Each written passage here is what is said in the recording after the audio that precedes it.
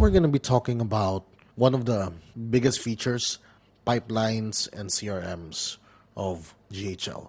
So a pipeline is basically your customer value journey or the customer value journey of your lead or of your client manifested.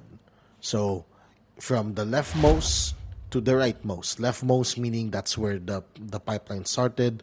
Rightmost, that means you have basically led your client to becoming either a customer or you have increased the value of your customer. So what do I mean by increase your value?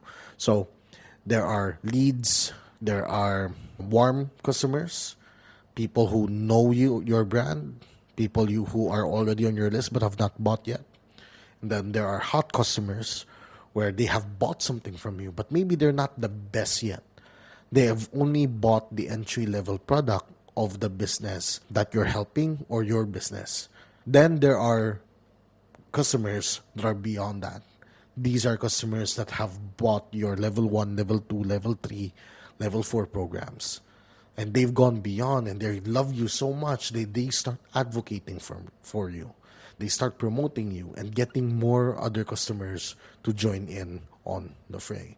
And all of this is your goal. Your goal is to increase the value of your list, of the people in your list, from left to that is what a customer value journey is. However, there are stages to what a customer value journey is. And before we make these, we need to understand that in some way or form, they could manifest differently depending on the industry of your client. But they always follow the same steps or the same stages. The first stage, it's called the awareness stage. This is where you're raising awareness to what either your client is or to what your brand is. You're raising awareness that you exist to people that don't know that you exist yet. In digital marketing, we always use the marriage analogy. When you're in the awareness stage, you're in the stage where you're trying to get the attention of that girl in the coffee shop, in the bar, or your dream girl, right? Maybe your dream girl is in the gym and that's where you're trying to get their attention, all right? So you create, you entertain in ways where they could see you, they could recognize you. And from awareness, you want to engage with them. Okay? You want to talk to them, get to know them more. And at this stage, the one thing you never want to do is you don't want to sell them something. Okay? You don't want to sell them something. It's like you're asking them to marry you. Yeah? You're asking your dream girl that has not known you yet to marry you. So you're trying to get engagement. How do brands do this? Maybe through a meme, maybe through a Facebook post, maybe through blogs, maybe through interviews. But the point here is that at this point, you're giving value, you're not trying to sell something yet, and you're trying to engage with them.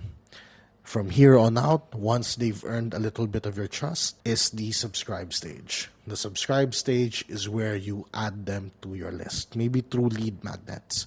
And if you remember, there are 5 lead magnets, but we will talk about that in a different training. But in this stage, the subscribe stage, this is basically the stage where you have offered something and therefore they are more than willing to give something, to give their contact details so that you may contact them further. Now, after you've contacted them further, you can now start asking them out on dates or small commitments, $1 offers, maybe $10 offers, tripwires. Those are the terms. You offer them something cheap but extremely valuable that they can't say no to it. And of course, in dates, that's where you ask them out on the first date. And then from there, you excite them, right? You show them more value. And by showing them more value, that's where maybe you give them an upsell, maybe a cross-sell. Maybe after solving their problem with offer number 1, you've created a problem that your offer number 2 solves. And now that they're happy with you, you also want them to advocate for you until such time that they become the people that basically promote you to the other people just like them. That's basically what a customer value journey is. Now, what does that look like inside GHL? Now, inside your dashboard, you will see the first thing you have to do is you have to go inside settings.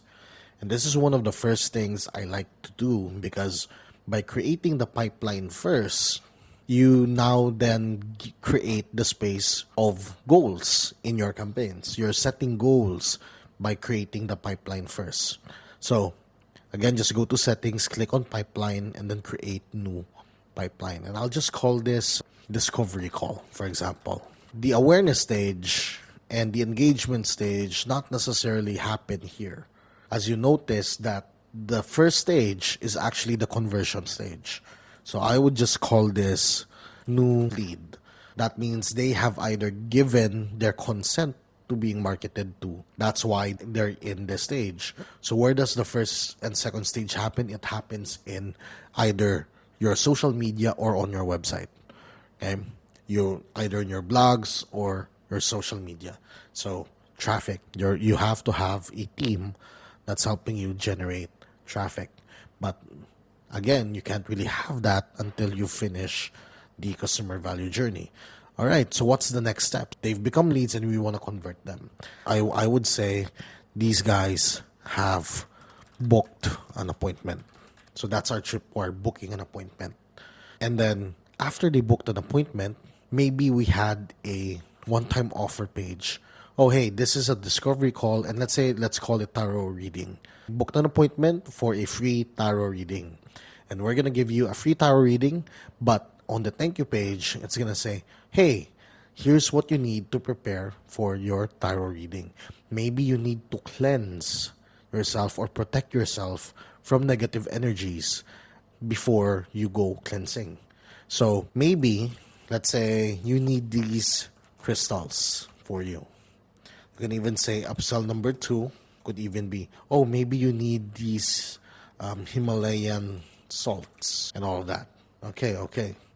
And then after they've booked an appointment with you, maybe you want to enroll them to a class enrolled. And or maybe you also want to qualify them. Did they no show? Did they show up? And if they enrolled in class, did they graduate? At the end of all of this, at the end of your pipeline, the end goal is for them to actually graduate your class.